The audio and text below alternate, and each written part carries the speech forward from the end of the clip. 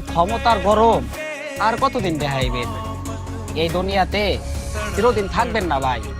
আপনার বাপ এলাকার মাধ্যম দেখা যারে তারে থাবর মাইরা দিবেন। শোনেন, এই যে যাইতাছেন না লোকটারে, একটা গরু লালন পালন করতে অনেক কষ্ট হয় ভাই।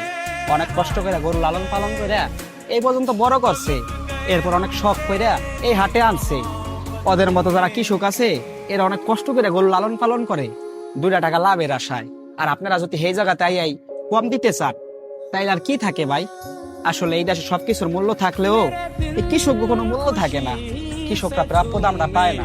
একটা গরুর যেই দাম, এই দাম কখনো বাংলাদেশের মানুষ, বাংলাদেশের কৃষকদের দেয় না।